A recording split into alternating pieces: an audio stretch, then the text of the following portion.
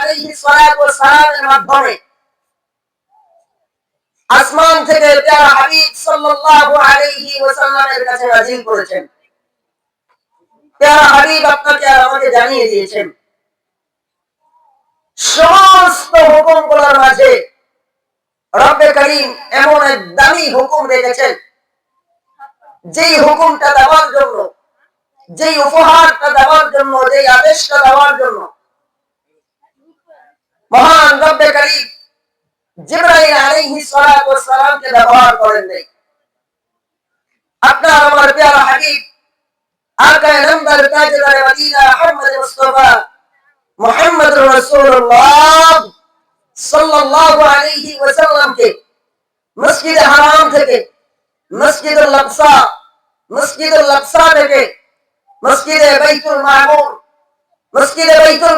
থেকে প্রথম আসমান, দ্বিতীয় আসমান, তৃতীয় আসমান, চতুর্থ আসমান, পঞ্চম আসমান, ষষ্ঠ আসমান, সপ্তম আসমান পেরিয়ে সিদরাতুল মুনতাহা পেরিয়ে রব্বে করিমের নিজের কুদরতি আসনের পাশে নিয়ে যেই হাদিয়া দান করেছেন, যেই হুকুম দান করেছেন, সেই হুকুমের নাম হচ্ছে নামাজ। ঠিক না? রব এই হুকুমটাকে এত দামি মনে করেছেন যে হুকুমটা জিবরাইল আলাইহিস সালাতু ওয়াস সালামের মাধ্যমে দেন নাই। কেননা দামি জিনিস মাধ্যম কম ব্যবহার করা হয়। ঠিক না? এখান থেকে অনেক মানুষ কাঁচার কান্দা বাজারে যায়। যদি কারোর হাতে 10 টাকা, 20 টাকা, 50 টাকার কোন সম্পদ থাকে, কোন মাল থাকে, তো এই মালটা একজনের মাধ্যমে পাঠায় দেয় যে এই মালটা অমুকের দোকানে দিও। আচ্ছা, আজ পর্যন্ত কেউ আছেন যে কারোর কাছে 5 ভরি স্বর্ণ দিছে যে এই স্বর্ণটা অমুকের দোকানে দিও? দিছে কেউ? দেয় নাই। কেন? এটা দামি জিনিস। এটা রবের কাছে এমন দামি যে জিবরাইল আলাইহিস সালাতু ওয়াস সালামের কাছে না দিয়া মানব কুলের শ্রেষ্ঠ মানবকে নিজের বাড়িতে ডাক দিয়ে নিয়া এই হাদিয়া তার হাতে পৌঁছায় দিয়েছেন। চিল্লায়ে বলি না সুবহানাল্লাহ। এজন্য রব বলেন বিসমিল্লাহির রহমানির রহিম ইন্নাস সালাতা কানাত আলাল মুমিনিনা কিতাবাম মাওকুতা। নিশ্চয় আমি রব্বে করিম মুমিনদের জন্য নির্দিষ্ট সময় নামাজকে ফরজ করে দিয়েছি। মুমিনের উপরে নির্দিষ্ট সময় নামাজকে ফরজ করেছি। যারা মুমিন হবে নামাজের সময় হয়ে যাওয়ার সাথে সাথে তাদের শরীরের ভিতরে জ্বালা শুরু হয়ে যাবে, দুনিয়ার সমস্ত কাজ বন্ধ করে দিবে। নামাজের সময় হয়ে যাওয়ার সাথে সাথে তাদের ভিতরে এমন পরিবর্তন হয়ে যাবে যে যতক্ষণ পর্যন্ত নামাজে শামিল না হবে ততক্ষণ পর্যন্ত তাদের দিল শান্ত হবে না। প্যারা হাবিব সাল্লাল্লাহু আলাইহি ওয়াসাল্লামের হাদিস প্রমাণ করে হযরত আব্দুল্লাহ ইবনে মাসউদ রাদিয়াল্লাহু তাআলা আনহু প্যারা হাবিব সাল্লাল্লাহু আলাইহি ওয়াসাল্লামকে জিজ্ঞাসা করেন, আইয়ুল আমালি আহাব্বু ইলাল্লাহ? ইয়া রাসূলুল্লাহ, ইয়া হাবিবাল্লাহ, রব্বে করিমের দরবারে সব থেকে পছন্দনীয় আমল কোনটি? সব থেকে ভালো আমল কোনটি? রব্বে করিমের কাছে সব থেকে পছন্দনীয় আমল কোনটি? ইয়া হাবিব সাল্লাল্লাহু আলাইহি ওয়াসাল্লাম বলেন, পাঁচ সালাওয়াতু লিওয়াক্তিহা,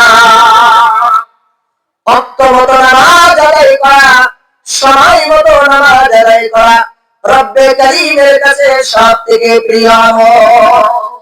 চিল্লায়ে বলি না সুবহানাল্লাহ। নামাজ এমন একটা ইবাদত, নামাজ শুধু নামাজই নয়, যেই বান্দা নামাজটাকে তার জীবনে বাস্তবায়ন করতে পারবে। নামাজ এমন এক ঔষধ, যেই নামাজ অসভ্য মানুষকে সভ্য মানুষে পরিণত করে দেয়। যে নামাজ বর্বর মানুষগুলোকে সভ্য বানিয়ে দেয়। যে নামাজ জেনাকারীকে জেনা থেকে বাঁচিয়ে দেয়, ব্যভিচারকারীকে ব্যভিচারকারী থেকে বাঁচিয়ে দেয়, গীবত থেকে বাঁচিয়ে দেয়, শিরক থেকে বাঁচিয়ে দেয়, কুফরি থেকে বাঁচিয়ে দেয়। রব বলেন, ইন্নাস সালাতা তানহা আনিল ফাহশাই ওয়াল মুনকার। নিশ্চয় নামাজ সমস্ত অশ্লীল বেহায়াপনা কাজ থেকে মানুষকে বিরত রাখে। যেই বান্দা তার জীবনে নামাজকে বাস্তবায়ন করতে পারবে, ওই বান্দার জিন্দেগিতে যত খারাপি আছে, যত গুনাহের অভ্যাস আছে, নামাজকে আঁকড়ে ধরার কারণে আস্তে আস্তে সমস্ত খারাপি গুলা তার ভিতর থেকে বের হয়ে যেতে থাকবে।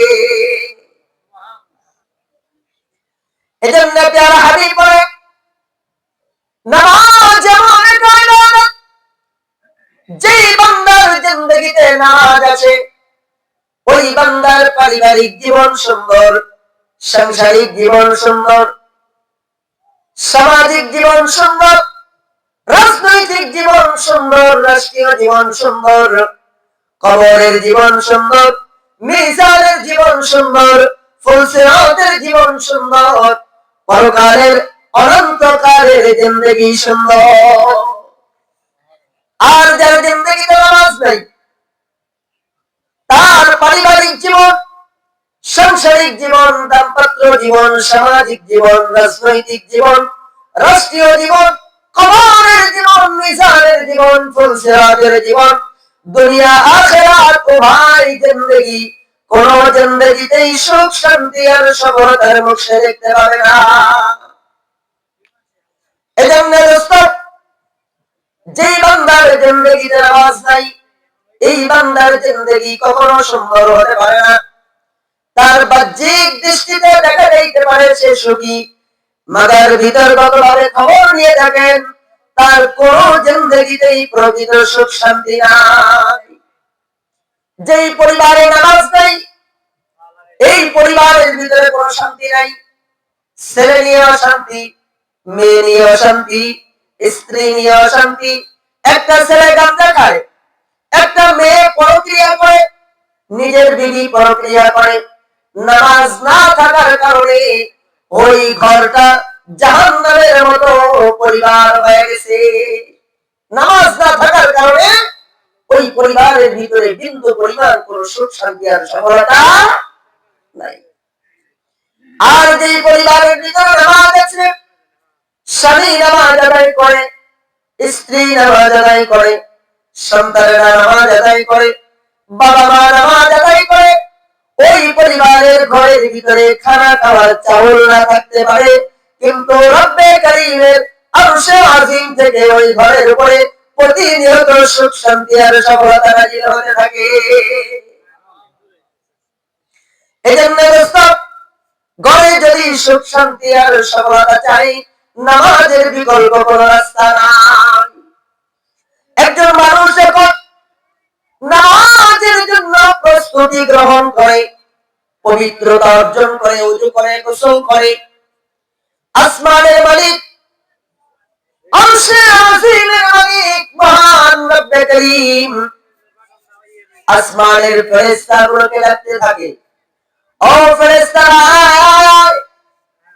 তাকায় দেখ, সরকার এলাকার আব্দুর রহমান, আব্দুর রহিম, আব্দুল সত্তার, আব্দুল করিম, দুনিয়ায় তারা হাজারো ব্যস্ততা আছে, কৃষি কাজ আছে, চাকরি বাকরি আছে, ব্যবসা বাণিজ্য আছে, দুনিয়ার হাজারো ব্যস্ততা আছে।